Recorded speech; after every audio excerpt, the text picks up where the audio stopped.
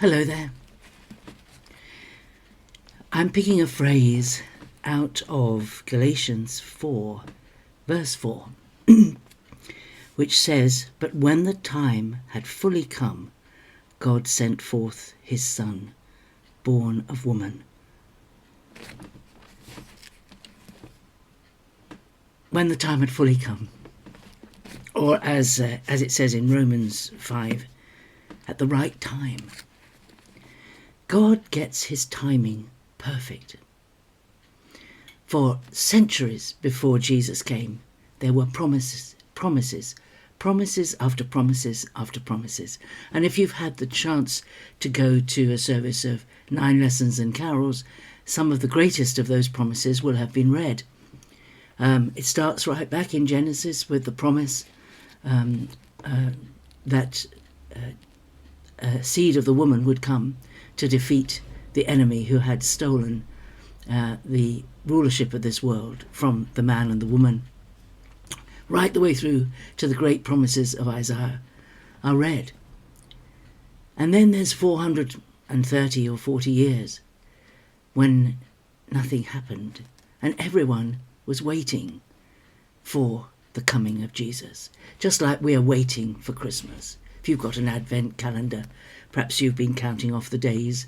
I've got a slightly unusual one above my head here, which has every other day a little jigsaw to do as an Advent countdown. We're counting down to Christmas Day, the day that Jesus came. It's called Advent because it's about his coming, his arrival. And his first arrival came just at the right time. And his second arrival, his second advent, his second coming will be at exactly the right time. God hasn't got his timing wrong. I don't know whether you're involved in something in your world, in your life, and you think, God's got this wrong, this isn't right, this shouldn't be happening. Or I've waited a long time for something and it just doesn't seem to happen. There was a lot of waiting, but at the right time, when the time had fully come, God sent his Son. God sent forth his Son, sent his Son at the right time when the time had fully come.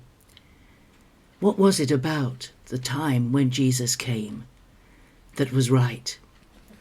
Well, we live in a world that, I don't know, when we turned the millennium, I thought this world was going to have a century of extended peace because we are so far advanced technologically. Why would there be reason for anyone to invade anybody else? And look where we are now. We have wars everywhere. Even places that seemed to sort their troubled areas out are now at war. But at the time when Jesus came, there was a period of the most amazing peace around the known world. It was called the Pax Romana, the peace of Rome. And it was because Rome had conquered all the territory that the Greeks had conquered before them. They'd conquered it all, and they'd established government, very generous government actually, throughout their provinces. We see it in the stories of the New Testament. The Romans didn't interfere with the affairs of the Jews. As long as the Jews didn't rebel, they could practice their own religion, they could wear their own clothing, they could do their own thing, they could celebrate their own festivals, their own special days. They conducted their lives as Jews. They were not forced, as they had been under the Greeks, to do things that were alien to them, like hold gymnastics and competitions in great stadia was what the Greeks introduced, and all sorts of things. I'm not giving you a history lesson, forgive me, but the Romans had established, once they'd conquered an area, yes, there was fighting on the fringes of Rome, as they extended their territory. But once a territory became part of the Roman Empire, there was peace. The Romans built the most extensive, most amazing roads, water supply systems. They had a wonderfully sophisticated government, and they established governors all over the world. There was a common language. Everyone spoke New Testament Greek. We call it New Testament Greek, the Greek of the Greeks. They didn't change the language that had been adopted to make everyone speak Latin. They used Greek. They were wise in that. And that meant that when the New Testament letters were written, they were written in one language and everybody understood them. They were written in Greek. And there were no frontiers in the Roman Empire. You could travel from one end of the Roman Empire to the other without a visa or a permit or a passport. There was peace. There was freedom of movement. There was freedom of activity. It was a very peaceful world. And all those things facilitated the spread of the good news about Jesus. Everyone understood the same language, so letters and the Gospels could be sent round and everybody could read them. Everybody could, maybe they couldn't read them because not many people could read, but if they had them read by those who could read, they could understand what was being said and what was being written.